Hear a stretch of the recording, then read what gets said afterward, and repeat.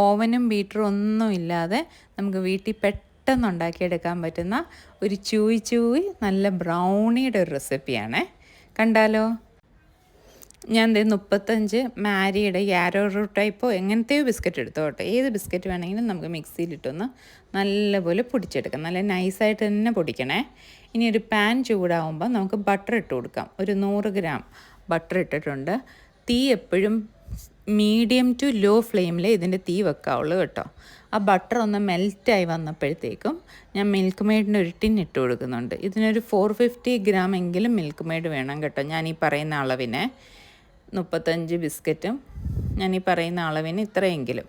ഞാൻ അടുത്തതിൻ്റെ ഒരു tin milk മെയ്ഡും കൂടി ഇട്ടു. ടോട്ടൽ 450 ഗ്രാംസ് മിൽക്ക് മെയ്ഡ് ഇട്ട് കൊടുക്കുന്നുണ്ട്. 100 ഗ്രാം ബട്ടർ ഒന്ന് മെൽറ്റായി വന്നപ്പോഴത്തേക്ക് 450 ഗ്രാംസ് മിൽക്ക് മെയ്ഡും ഇട്ട് 6 ടേബിൾ സ്പൂൺ നല്ല ഡാർക്ക് കൊക്കോ പൗഡർ തന്നെ ഇട്ട് കൊടുക്കണം. ആ കളർ കിട്ടണമെങ്കിൽ ലൈറ്റ് ഇട്ടെന്നും പറഞ്ഞ് കുഴപ്പമൊന്നുമില്ല. പക്ഷേ ഈ ഒരു ഡാർക്ക് കളർ കിട്ടണമെങ്കിൽ ഡാർക്ക് കൊക്കോ പൗഡർ തന്നെ ഇട്ട് കൊടുക്കണേ. എന്നിട്ട് കണ്ടില്ലേ, കുറച്ച് നേരം നല്ലപോലെ മിക്സ് ആകുമ്പോഴത്തേക്കും ലംസ് ഒന്നും ഇല്ലാതെ അതിനെ നല്ലപോലെ ചോക്ലേറ്റും ബട്ടറും മിൽക്ക് മെയ്ഡും ഒന്ന് മിക്സായി വന്നു കഴിഞ്ഞപ്പം നമ്മൾ പൊടിച്ച് വെച്ച ആ ബിസ്ക്കറ്റും കൂടെ ഇട്ട് കൊടുത്ത് നല്ലപോലെ ഇങ്ങനെ പതുക്കെ അതിനെ ഫോൾഡ് ചെയ്ത് എടുക്കണം കേട്ടോ. തീ എപ്പോഴും മീഡിയം ടു ലോ ഫ്ലെയിമിലേ വെക്കാവുള്ളൂ. ഇങ്ങനെ ഫോൾഡ് ചെയ്ത് എടുക്കുമ്പോൾ ആ ബട്ടറും ഒക്കെ മെൽറ്റായി നല്ല ഗ്ലേസിങ് ആയിട്ട് വരും കേട്ടോ. ആ ഫ്രൈ പാനിൽ നിന്ന് വിട്ട് വരുന്ന പോലെ കണ്ടില്ലേ, ഇതുപോലെ ആയി വരണം. ഇതാണ് അതിൻ്റെ കറക്റ്റ് കൺസിസ്റ്റൻസി. ഇങ്ങനെ ആയി വരുമ്പോഴത്തേക്കും നമുക്ക് ഗ്യാസ് അങ്ങ് ഓഫാക്കാം. ഇതിൽ ഈ ബിസ്ക്കറ്റ് ഉണ്ടെന്നോ ഒന്നും അറിയത്തില്ല കേട്ടോ. നല്ല ടേസ്റ്റ്, ചൂയി നല്ല, പിള്ളേർക്കൊക്കെ കണ്ടാൽ മുത്തിക്കൊണ്ട് പോകും. നമുക്ക് ഉണ്ടാക്കാനും എളുപ്പമല്ലേ. എല്ലാവരും വീട്ടിലിതുണ്ടാക്കി മക്കൾക്കൊക്കെ ഒന്ന് കൊടുത്തു നോക്കണേ.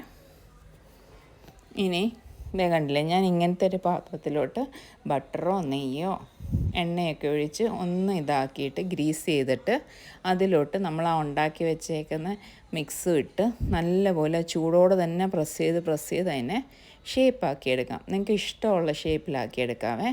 കണ്ടില്ലേ, അഥവാ നിങ്ങളുടെ ഈ സിലിക്കോണിൻ്റെ ഈ സ്പാച്ചുല ഇല്ലെങ്കിൽ കണ്ടില്ലേ, സ്പൂണിൻ്റെ ബാക്ക് വശം ഇച്ചിരി ബട്ടറോ എണ്ണയൊക്കെ തൂത്തിട്ട് ഇങ്ങനെ റബ്ബ് ചെയ്ത് കൊടുത്താൽ മതി.